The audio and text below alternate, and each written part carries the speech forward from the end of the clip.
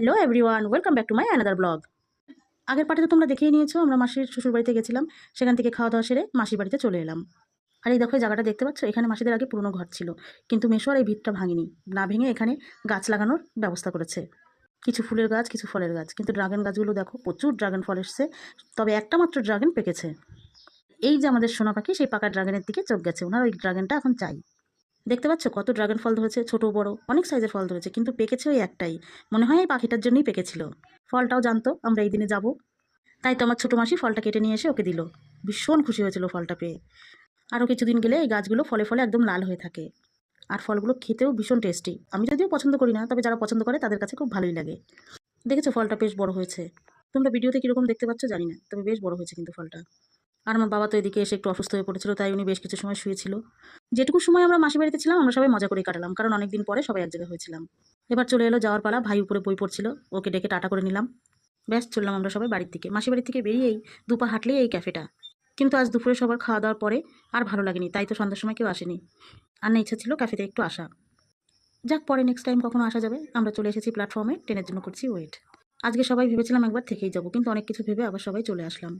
আমাদের ট্রেনটা চলে আসলো, আমরা উঠে পড়লাম ট্রেনে। দেখা হচ্ছে রানাঘাট গিয়ে। অল্প কিছু সময়ের মধ্যে পৌঁছে গেলাম রানাঘাট। রানাঘাটে এসে আমাদের গেদে লুকানোর জন্য বেশ কিছুটা সময় হাতে ছিল, তাই তো এই দুষ্টুমিতে মেতে উঠলো সবাই। সবাই বলতে ওই ছোট পাখিটাই একবার উঠছে একবার নামছে। আর এই কাজ করতে সঙ্গ দিচ্ছে ওর বাবা। আর শুধু ও কেন, আমার ছেলে তো বড় হয়ে গেছে, ও করছিল এই কাজটা। এইরকম ওঠানামা করতে করতে আমরা 4 নম্বর থেকে চলে আসলাম 1 নম্বর প্ল্যাটফর্মে। এবার 1 নম্বর প্ল্যাটফর্মে এসে কিছু খাওয়া দাওয়ার ইচ্ছা হলো সবার। সবাই তো আইসক্রিমটাই বেছে নিল। আমার আবার অপছন্দের জিনিস হচ্ছে আইসক্রিম।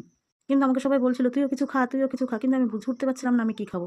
মনে হচ্ছে কিছু খাই, কিন্তু কোনো কিছু দেখে খেতে ইচ্ছা করছে না। তখন আমার মনে পড়লো আমার তো একটা নেশা আছে, সেই নেশায় আমাকে টানছে। ঘুরতেই দেখি উল্টো দিকে চায়ের দোকান, তখনই আমার মনে হলো 1 কাপ চা খাই। তখন সবাই বলছিল আর হাসাহাসি করছিল, এবার বুঝতে পারছিস তোর কী খেতে ইচ্ছা করছিল। আমি অবশ্য সবাইকে অফার করেছিলাম যে তোমরা কেউ চা খাবে। বলো না, আমরা কেউ চা খাবো না, চা শুধু আমি একাই খেলাম। আর এই দেখো এর আইসক্রিম খাওয়ার স্টাইলটা। আমাকে বলছে আমি ভালো করে খাই, তুই একটু ভিডিও কর। আর আমি তো সুযোগ পেয়েছি, ভালোভাবে খাক আর খারাপভাবে, আমি সবভাবে ভিডিও করে নিয়েছি। সত্যি চার নেশাটা এমন একটা জিনিস, সন্ধ্যা লাগলেই মনে হয় চা খাই। চাটা না খেতে পারলে না কেমন যেন মনে হয়। চাটা খাওয়ার পরে কাটলো সারাদিনের ক্লান্তি। তার কিছু সময়ের মধ্যে আমাদের ট্রেন চলে এসেছিল আর আমরাও পৌঁছে গেছিলাম বগুড়াতে। যে যাই বলো না কেন, সারাদিন যেখানেই ঘুরি না কেন, সন্ধ্যার সময় যখন এই জায়গাটায় ফিরি না, সব ক্লান্তি দূর হয়ে অনেকটা শান্তি খুঁজে পাই। আর আমাদের রিসিভ করতে তোমাদের দাদা প্ল্যাটফর্মে চলে এসেছিল। সারাদিন ঘোরাফেরা করে চলে এসেছি, এখন তো যে যার ঘরে ফেরার পালা।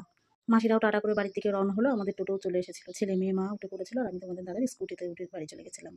সারাদিন সবাই একসাথে ছিলাম, অনেক ভালো লাগছিল। এখন আবার একটু মনটা খারাপ হওয়ার পালা। আবার কবে একটা অকেশন বাঁধবে আর সবাই এক জায়গা হবো।